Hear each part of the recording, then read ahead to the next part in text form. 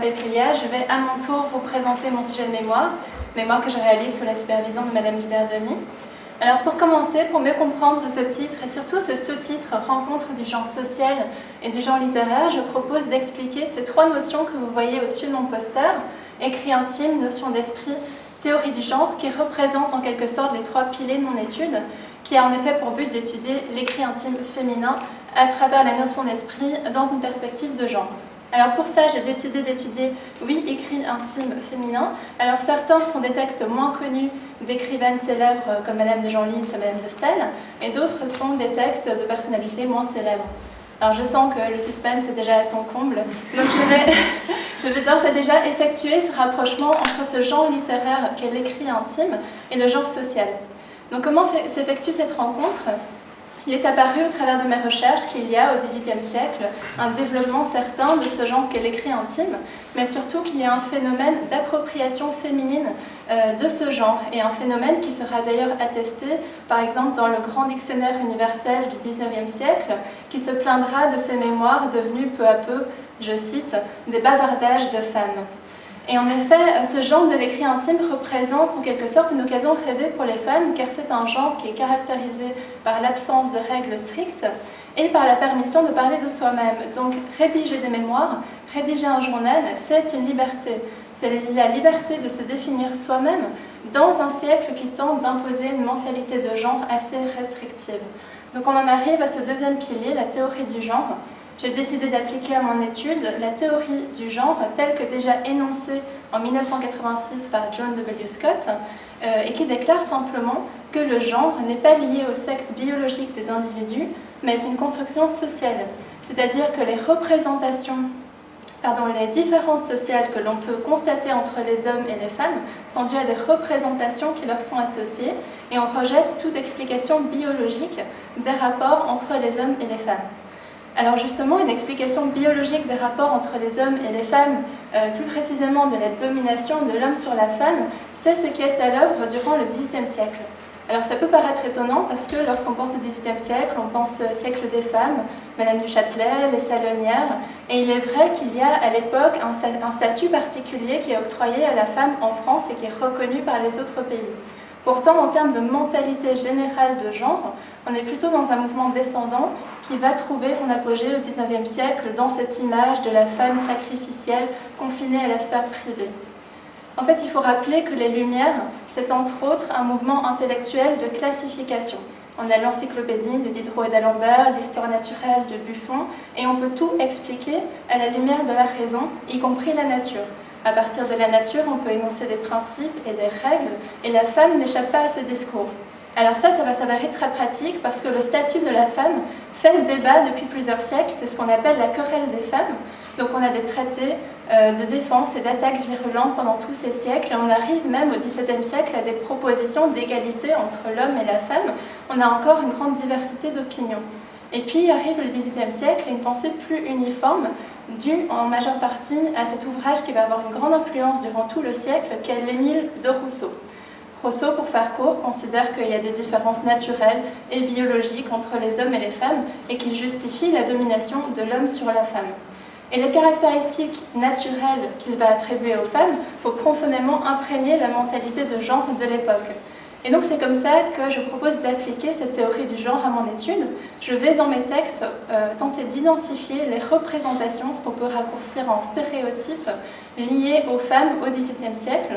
Et de par cette liberté que permet l'écrit intime, on va pouvoir constater un traitement particulier de ces stéréotypes, un traitement de la part de nos écrivaines qui pourra aller jusqu'à la subversion.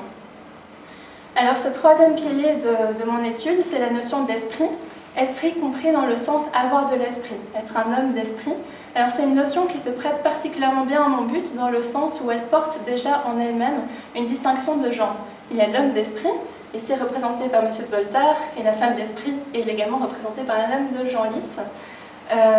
Et c'est une notion qui se prête d'autant plus à mon but que la démonstration d'esprit en tant que telle peut être considéré comme un outil de subversion de la part des écrivaines.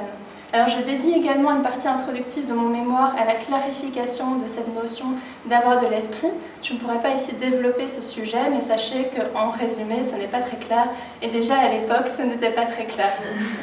Alors la partie ici que vous voyez dans mon poster avec le cadre représente donc la première grande partie de mon mémoire où je tente d'identifier ces représentations sociales liées à la femme dans mes textes de manière globale. Comme ça, dans ma deuxième partie, lorsque je m'attaquerai à la notion d'esprit, les stéréotypes que je pourrais identifier, je saurai qu'ils sont significatifs car j'ai pu les identifier précédemment dans le contexte d'une étude plus globale. Et donc la citation que vous avez ici de Marguerite de Sales-Delaunay, « Les femmes tiennent à leurs agréments encore plus qu'à leurs passions », c'est un exemple de résultat que j'ai obtenu par cette analyse. C'est en effet une citation qui illustre deux représentations liées à la femme à l'époque. La femme est coquette et la femme est dominée par ses passions. Et vous en avez d'autres ici à gauche, à côté d'Isabelle de Bourbon-Parme. Évidemment, ma pierre de touche pour ce chapitre, ce sera l'Émile de Rousseau. Mais je ne m'arrête pas là, c'est-à-dire que j'identifie ces représentations sociales, mais à partir de ces représentations, je vais énoncer ce que j'ai appelé des principes d'écriture pour la diariste, une sorte de kit que suit l'écrivaine lorsqu'elle écrit un texte intime, même de façon inconsciente. Ces principes sont au nombre de deux. Premièrement, la démonstration de la modestie et de la vertu. Deuxièmement, une écriture tempérée qui témoigne d'une égalité de caractère. Donc, premièrement, la démonstration de modestie et de vertu. Alors, la modestie, c'est une qualité indispensable pour la femme au XVIIIe siècle, et c'est un principe façonné par ce stéréotype qui voit la femme comme naturellement coquette, naturellement vaine. Dès son plus jeune âge, elle tente de séduire son entourage, et donc, je propose que la modestie que l'on observe dans nos textes, dans certains cas, ne relève pas simplement de la modestie traditionnelle qu'on appelle captatio benevolentiae, qu'on retrouve dans les textes de l'époque, mais est une modestie particulière liée à la condition de la femme. Deuxièmement, l'écriture tempérée qui témoigne d'une égalité de caractère. Alors ça, c'est un principe qui se base sur ce stéréotype à l'époque qui voit les femmes comme des créatures ayant une imagination débordante, comme étant particulièrement influençables de par cette imagination. Elles peuvent être facilement dominées par leurs passions, par leurs émotions. Et donc, à l'image d'un enfant, il faut les guider, il faut les surveiller. Il y a certaines choses qui leur sont interdites, comme la lecture du roman, qui pourrait exciter trop de fantaisie dans ces esprits influençables. Et donc, c'est intéressant de voir que dès leur plus jeune âge, il y a une forme d'abnégation qui est inculquée à la femme. Il faut qu'elle ait la force d'écarter de son esprit tout objet de plaisir qui pourrait exciter son imagination débordante. Et enfin, donc, la deuxième grande partie de mon mémoire, que vous voyez ici-bas, sera dévouée donc, à l'étude de l'esprit féminin en tant que tel. Donc, quels sont les stéréotypes qui sont liés à l'esprit féminin? Alors, c'est une partie qui est encore en construction, mais je suis en possession déjà de quelques résultats. Je ne pourrais pas les développer maintenant de façon prolongée, mais je peux les mentionner. Par exemple, en accord avec ce dont je viens de parler, on va considérer que l'esprit de la femme est effectivement à guider, à surveiller, mais également limité.